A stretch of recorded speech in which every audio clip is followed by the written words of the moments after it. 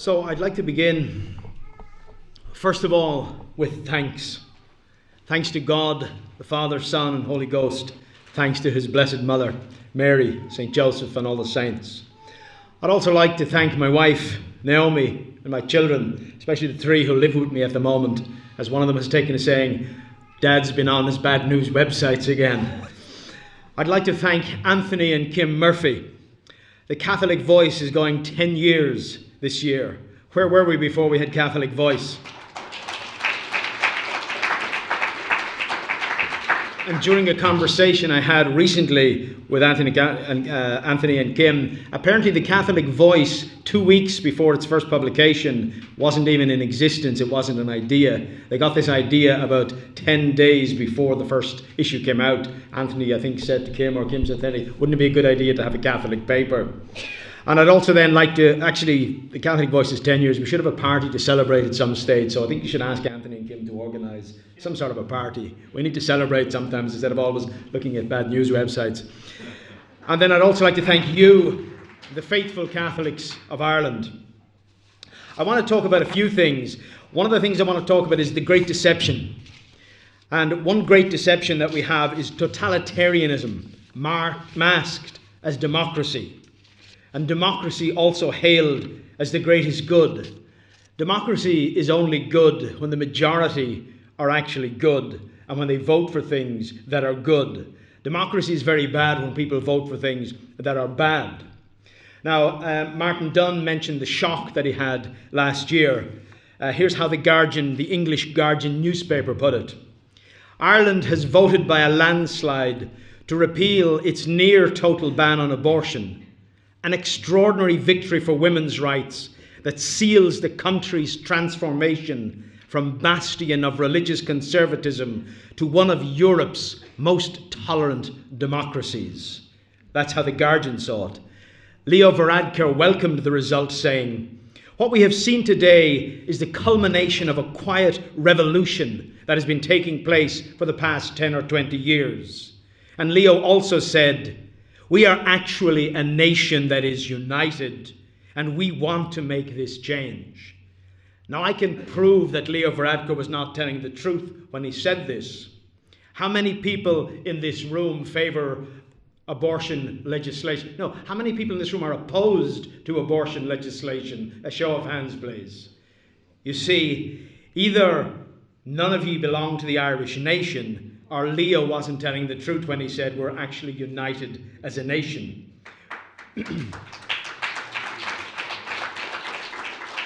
The Catholic Church is the upholder of truth, and mathematics is what is known as a pure science. You can demonstrate that 2 + 2 = 4, and that it will always equal 4. So let's have a look at the referendum results from a mathematical perspective. Now, I'm not trying to deny the tragedy of what has happened, but I want to expose a lie that very few people hear about. In May 2018, there were 3,367,556 people eligible to vote in the referendum. Of those people, 1,429,981 voted to allow the government to legislate for termination of pregnancy. That represents just 42.46% of the electorate. 723,632 voted no to the referendum. 1,207,901 eligible voters, representing 35.87% of the electorate, did not vote in the referendum. And 6,042 voters, representing 0.18%, spoiled their votes. What this tells us, from a purely mathematical point of view, is that 1,937,575 people, or 57.54% of the electorate, did not vote to allow the government to legislate to terminate pregnancies. Now, we cannot say how these people would have voted if they had voted, That is pure speculation, and regardless of whether even 90% of them would have voted in favour of allowing the government to kill unborn children, the fact remains that 57.54% of the Irish electorate did not give permission to the government to legislate as it has legislated. What it also tells us is that democracy may not work very well as a form of government, or if it does work, it is very difficult to create a true democracy. It might also tell us that we do not live in a truly democratic country where the majority makes the rules. In the abortion referendum, a minority of the electorate, just 42.46%, carried the day against the majority of 57.54% who did not give their permission. This is how democracy operates in our Western world. And it's interesting to know that Adolf Hitler and his party were democratically elected in Germany in the early 1930s, and that he took power with only 33% of the vote. This is called democracy. You can see that it is a lie, and we know who the father of lies is. In Ireland, our current Minister for Children and Young People only achieved 4.23% of the electoral vote in her constituency, or 6.63% of the first preference votes. She wasn't elected until the 16th count. She has very little voter support amongst the people of Ireland, and yet she has been given custody of children and youth affairs. Democracy, Western style, lies. We have had several coalition governments in this country where small parties such as the Labour Party and the Progressive Democrats have been given government positions and been allowed to influence government policy despite having less than 10% of support from the electorate. In one case, 80% of our people voted for a Fianna Fáil, Fine Gael coalition, but because those parties are traditionally opposed to one another, the democratic wishes of the people were opposed. The elephant in the room has been mentioned on several occasions. The reason nobody wants to see the elephant is because once you acknowledge that the elephant is there, you now have a duty to do something about it. If you're not prepared to do something about it, you must ignore the elephant. Another deception, equality and LGBT. For the first time in my life, I appeared on the front page of a gay website. I won't mention it. It said that an Irish conference will deliver anti-LGBT petition to bishops. The reason we are anti-LGBT equality is simple. They are not equal. It's a lie. If you take 3 houses and put 2 men in one house and 2 women in another house, and in the middle house put a man and a woman, for the point of this argument, they don't even have to be married. Children will only emerge from one of those houses. Now, everybody tells us that children are a great good. And because children are a great good, not only is the natural male-female relationship not equal to LGBT relationships, the male-female relationship is far superior to LGBT relationships on account of the great good of children that these relationships produce. Now, where do I go? The Department of Foreign Affairs. Recently, I heard that the Irish Department of Foreign Affairs has said that it will launch a new initiative on sexual and reproductive health and rights in the developing world as part of Irish Aid, the development aid programme of our government. They also said that, quote, coherence with our domestic policies has always been a key priority for Ireland in our international development programmes, and this will continue to be the case, unquote. But our domestic policies now allow for the killing of certain innocent human beings in their mother's wombs. Not content with killing Irish human beings, it looks like the Department of Foreign Affairs also wants to lift the current restrictions on the killing of little black babies in foreign countries which experience poverty. And another interesting aspect to the Department of Foreign Affairs is they're opposed to female genital mutilation, particularly in African countries, especially for religious or cultural grounds. However, if you call it gender reassignment surgery, then female genital mutilation suddenly becomes okay. The Irish Health Service executive website tells those who suffer from delusional gender dysphoria, quote, "You may decide to have surgery to permanently alter your sex." Now that's a lie. You should only do this if you've completed your social transition and you and your care team feels you're ready. The most common options are discussed below, and down below they discuss which different parts of your body that can be removed. A woman can have her healthy womb removed. Now, on a post that I put up on our website, I have said that where healthy bodily organs are removed in the name of an ideology, they should be classified as medical malpractice. So you can call it female genital mutilation or gender reassignment surgery, but it's still female genital mutilation. But it just shows you how powerful the global LGBT movement has become. It has now become a religious cult which does not allow any dissent.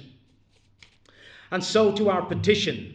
Points like these brought it up. There's 10 points in our petition. The petition opens Vox Hiberniae, the voice of the Irish.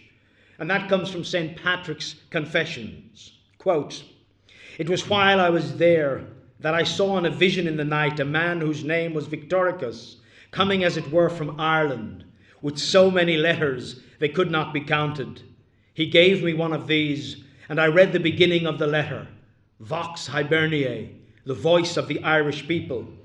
While I was reading out the beginning of the letter, I thought I heard at that moment the voice of the Irish. And so saying, 'Holy boy, come and walk among us again.' This touched my heart deeply, and I could not read any further. I woke up then. Thanks be to God, after many years, the Lord granted them what they were calling for." And that's what we have done today.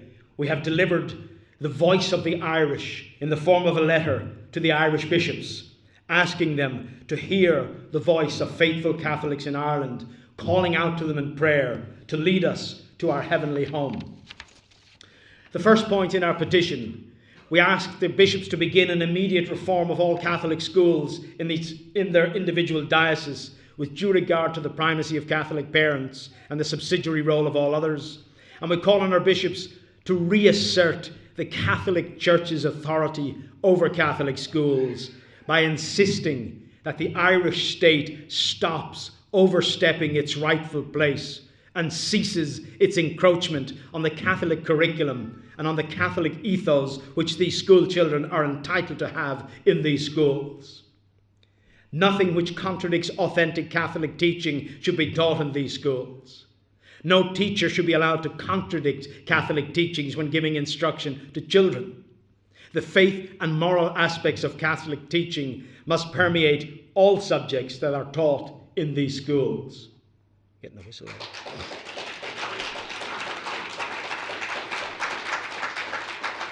It is also important that no Catholic schools are handed over to the secular state. To do so in the sure knowledge that the state seeks to introduce teachings which are contrary to the teachings of Jesus Christ and his Catholic Church would be to cooperate in evil.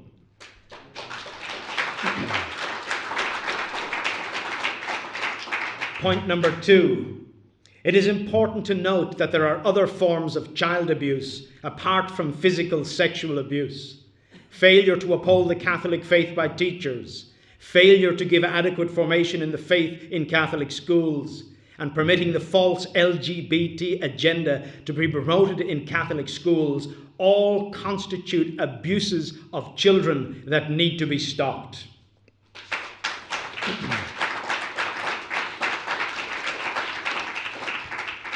And in case anyone thinks we're asking too much, Pope Pius XI in Divini Ilius Magistri number 15 outlined the authority of the Church. Quote, "And first of all, education belongs preeminently to the Church by reason of a double title in the supernatural order conferred exclusively on her by God himself, absolutely superior, therefore, to any other title in the natural order." So the bishops are not carrying that out. Number 3, given the long-running scandals within the Maynooth Seminary, epitomised by the appointment of Monsignor Michael Ledwith as president of the college in 1985, and which have continued to this day, the Lumen Fidei Institute calls on our bishops to close the Maynooth Seminary.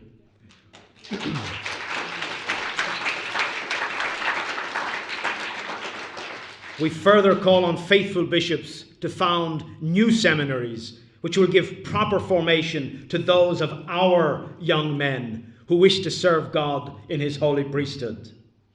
Number 4, the Lumen Fidei Institute, on behalf of the parents we represent, calls on the Irish bishops to issue a firm statement regarding men with homosexual tendencies, to the effect that these men will not be admitted to Irish seminaries. Where it is discovered that such men have already been inadvertently admitted to the seminary, they should be charitably asked to leave the seminary and helped to live good lives as lay Catholics. Finally, we seek an assurance that men who suffer from disordered same-sex attraction will definitely not be ordained to the priesthood. We ask for this measure to ensure that our children and grandchildren are not exposed to the risk of child abuse that previous children were exposed to from men who had been ordained to the priesthood in spite of their same-sex attraction. The majority of sexual abuse that was perpetrated against minors in Ireland was homosexual in nature and included homosexual acts.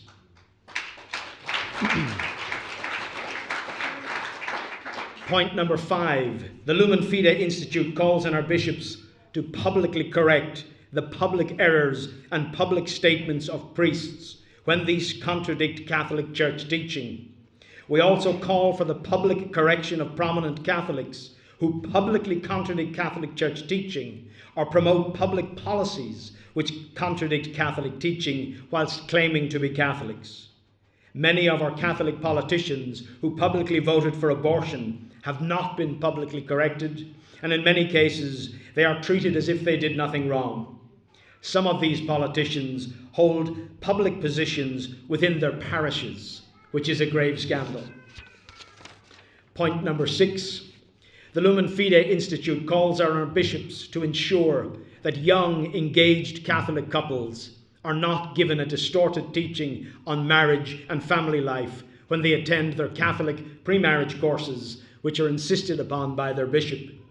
We call on the Irish bishops to reject state funding for pre-marriage courses because such funding allows the government to exert pressure which leads to compromise. Those commissioned to give this teaching should be required to sign a declaration that they fully accept Catholic teaching on marriage and family, particularly Catholic teaching about the intrinsically evil nature of contraception.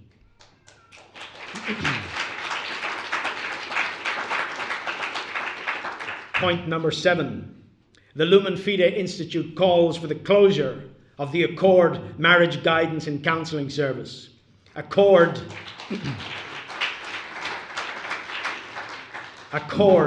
by agreeing to counsel those in homosexual relationships, now encourages people to remain in sinful situations. This was agreed to as part of a requirement to secure government funding. Many Accord counsellors do not accept Catholic teaching on marriage and family life, particularly with regards to contraception and the same-sex lifestyle. In place of Accord, a new Catholic Marriage Advisory Council should be established to promote Catholic teaching on marriage and to teach couples in difficulty in their marriages that by seeking to live their married lives according to the sure teachings of the Catholic Church and with the sacramental graces available to all validly married Catholics, that all marital problems can be resolved. Point number 8. The Lumen Fidei Institute calls on the bishops of Ireland to establish a directive pregnancy counselling service in Ireland for women who are distressed on account of being pregnant and who may consider killing their child. With the closure of Cura, whose website now directs pregnant women to pro-abortion counselling services, there is no official Catholic counselling service in Ireland from the Irish Bishops' Conference for women who are unhappily pregnant. They have been abandoned. The Irish government needs to be challenged when it insists that all pregnancy counselling must be non-directive. Such restrictions are not placed on heart surgeons, urologists, general practitioners, or others in the medical and counselling professions. These non-directive restrictions seek to ensure that pregnant women only receive counselling from those who favour the killing of certain innocent human beings. The Cura website should be shut down, or else it should direct women to those Catholic pregnancy counselling services which seek to help women to choose life.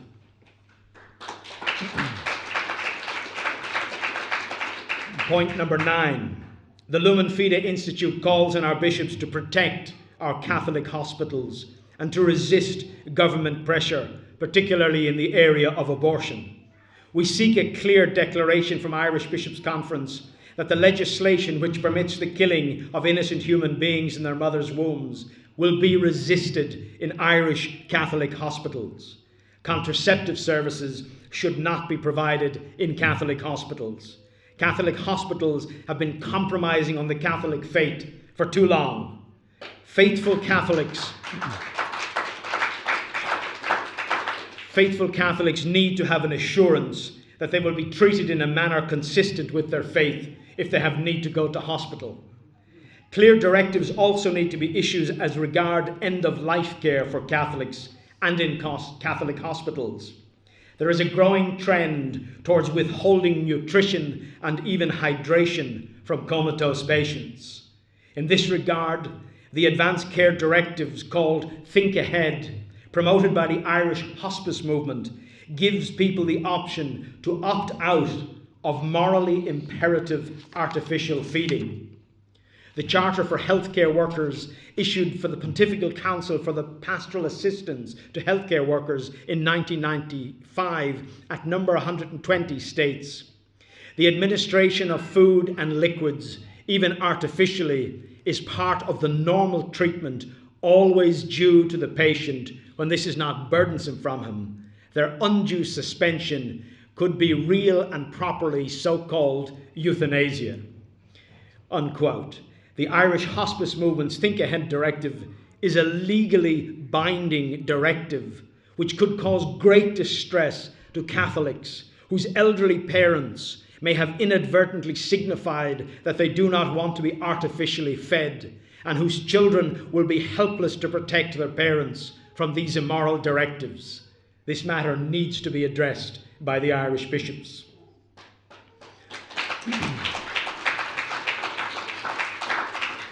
And the final point, the Lumen Fidei Institute calls for financial transparency from our bishops.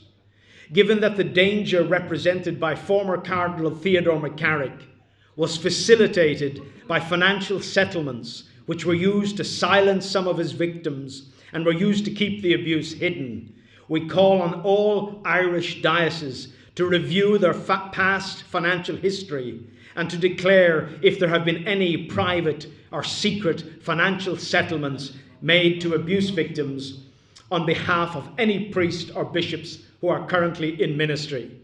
Where such settlements have been made on behalf of a priest, we call on the bishops to remove that priest from active ministry.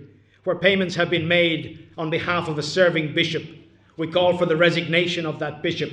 And in the case of a failure to resign, we call for the publication of the relevant information.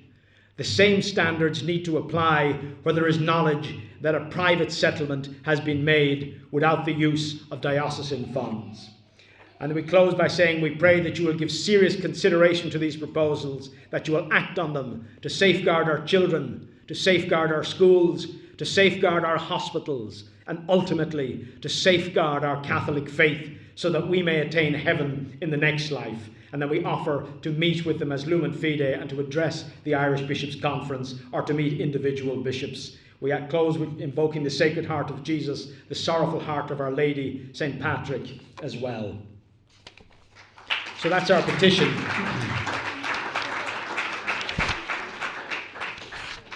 I have to go back a little bit now. Now, this petition in itself is not a surprise. What is surprising is that there is actually a need to present something like this to our bishops. This is common sense. This is the duty of bishops. We should not have to tell them this, but the fact is, it is not being done. One bishop talks about his fear of the growing polarization within our society. He's probably thinking of groups like the Lumen Fidei Institute. For that bishop, I would like to remind him of what Simeon said to Our Lady. This child will be a sign of contradiction. I would also like to remind him of what Christ himself said. Either you are with me or you are against me. If that's not polarization, I don't know what is. The Catholic faith, because it preaches the truth, is a polarizing entity. Those who love the truth will follow Christ and the Catholic faith. Those who do not love the truth will oppose it. Either you are for him or you are against him.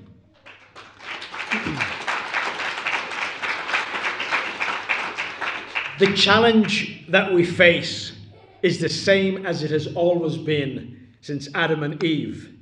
We must strive to live holy lives according to the inerrant teaching of the Catholic Church. We must strive to help our fellow man to live these truths. We must form Catholic communities, and we must form Catholic action groups. So the Lumen Fidei, we have organised these local meetings around the country. We're trying to start Catholic branches throughout Ireland. When people say, what can I do? There are lots of things that you can do, but you must come together. You must form local groups of like-minded people. We need a Catholic movement for a Catholic country. We need to promote family, promote motherhood, promote the pro-life ethos, and we need to convert people to the Catholic faith. First and foremost, this is a Catholic issue. The Catholic Church will resolve these problems for us. There is no other alternative.